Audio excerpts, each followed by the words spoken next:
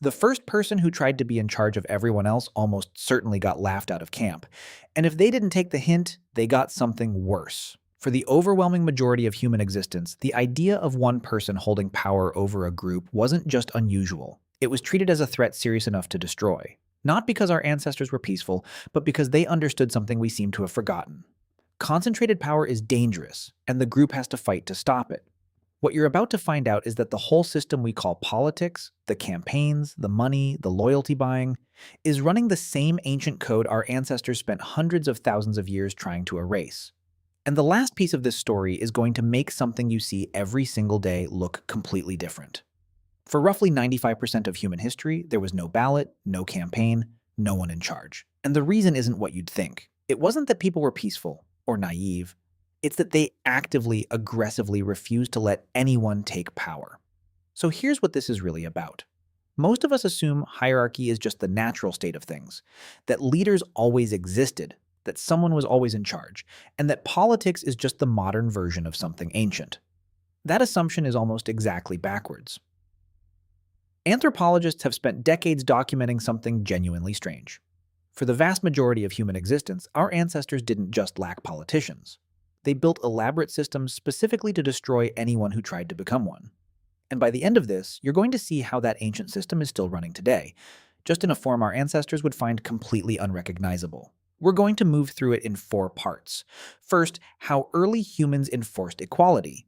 Second, how the first politicians actually bought their way in. Third, how hierarchy finally won. And fourth, the part that connects all of it to right now. The anthropological record, backed by research on modern hunter-gatherers, points to something remarkable. For most of human history, we were egalitarian, not roughly equal, deliberately, structurally equal.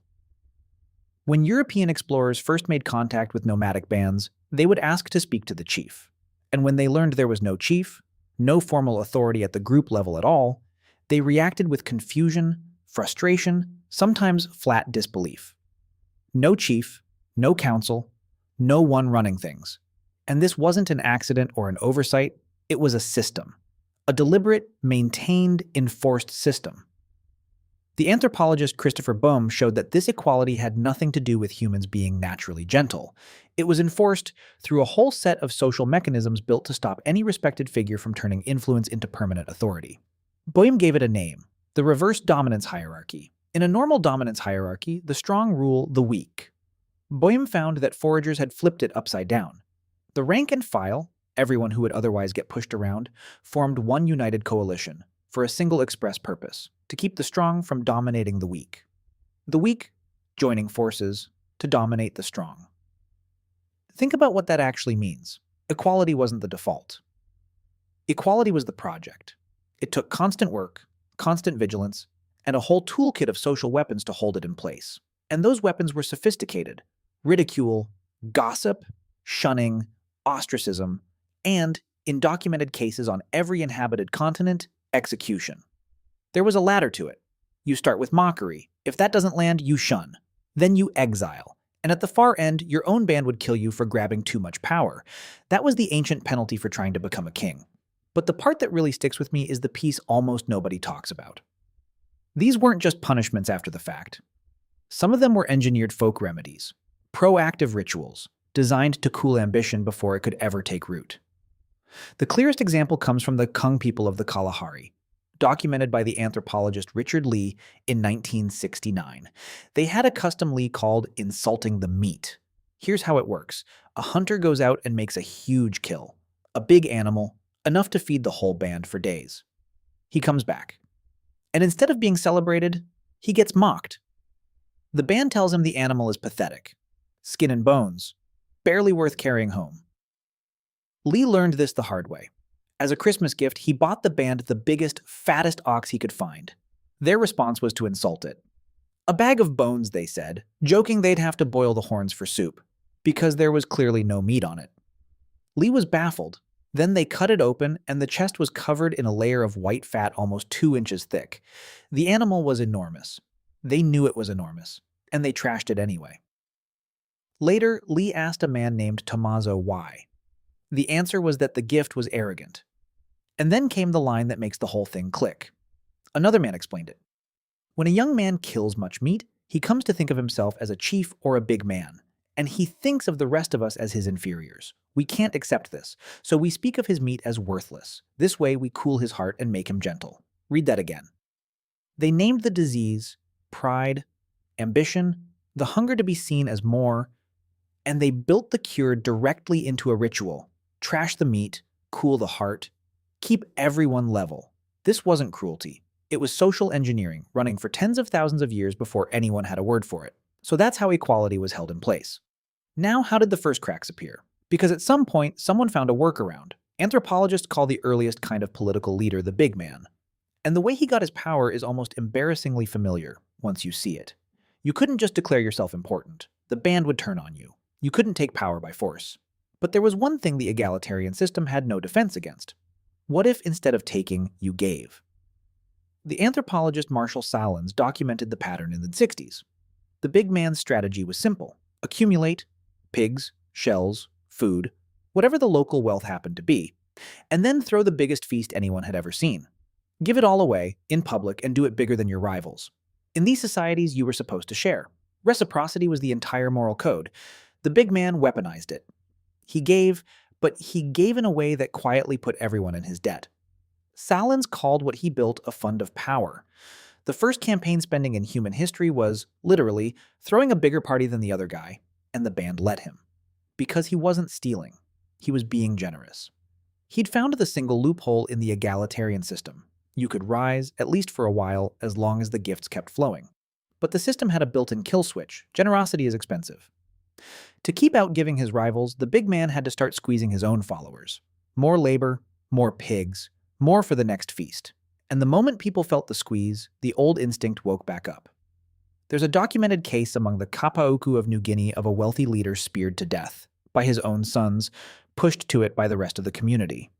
The reason they gave was simple. You should not be the only rich man. The very thing that gave him his power became the reason he was killed. The egalitarian instinct hadn't vanished. It had just been waiting. Which leaves the question this whole video is built around. If the kill switch always worked, if the band could always turn on a leader who got too big, then how did we end up here? How did hierarchy win?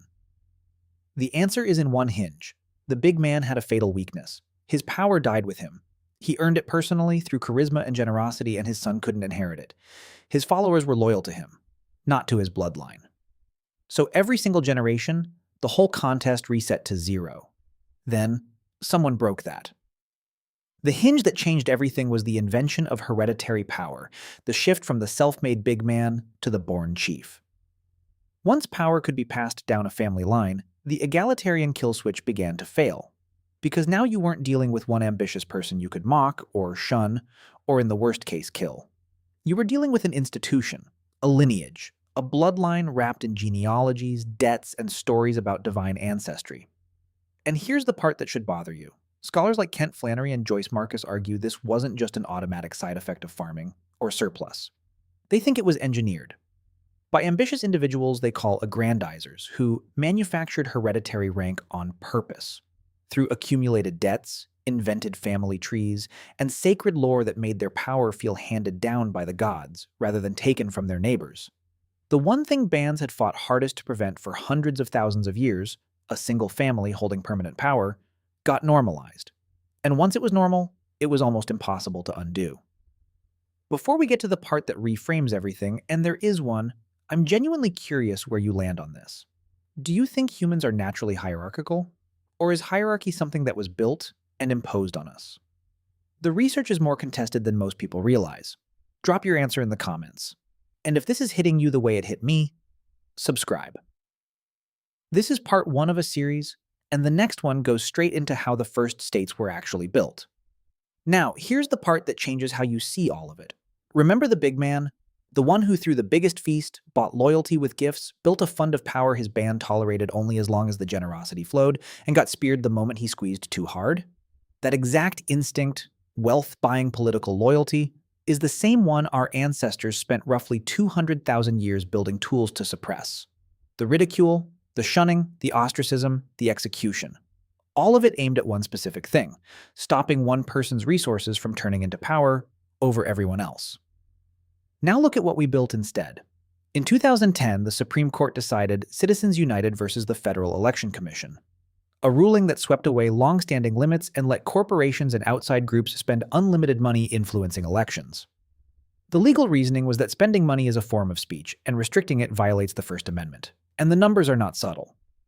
In the 2008 election, the last one before the ruling, outside groups spent around $144 million. By 2012, the first presidential cycle after Citizens United, that number had already blown past $1 billion. By 2024, it was more than $4 billion, a jump of more than 28 times in 16 years. And the money is concentrated. In recent cycles, the overwhelming majority of super PAC money has come from a tiny sliver of the very richest donors. The big man threw a feast and called in the debts. We do the exact same thing. We've just legalized it, scaled it up by orders of magnitude, and renamed it free speech. The feast is still happening. The crowd is still being fed. The debts are still being quietly accumulated. The only thing that's changed is that now the sons aren't allowed to pick up the spear. Here's what actually moved from the start of this video to right now. We began with the assumption that leaders always existed. That hierarchy is just the natural backdrop of being human. The evidence points almost the other way. Hierarchy is the exception. Equality was the long experiment. Hundreds of thousands of years of it, held together by mockery, shame, social pressure, and at the very edge, the collective threat of violence against anyone who reached for too much. It wasn't perfect, it wasn't always fair, but it was deliberate. It came from a clear, hard-won understanding that concentrated power is dangerous and that the group has to fight to keep it in check. What changed wasn't human nature. What changed was scale. Bands became villages. Villages became chiefdoms. Chiefdoms became states. And the old kill switch stopped working. You can shame one hunter's kill. You can't shame a dynasty. You can exile one ambitious man. You can't exile a bloodline backed by sacred law and standing armies. So the code our ancestors wrote, the deep instinct that says no one should be the only rich man, is still running inside you. You feel it when you read about billionaires buying elections. You feel it when something about concentrated power just seems wrong, in a way you can't quite put into words. That's not a political opinion. That's 200,000 years of accumulated human wisdom trying to fire a warning. The next video picks up exactly where this one ends. What happened when the first real states appeared, how the first kings got made, how they stayed made, and what the earliest written records reveal about how ordinary people actually felt about being ruled. It is not what you'd expect. Watch that one next.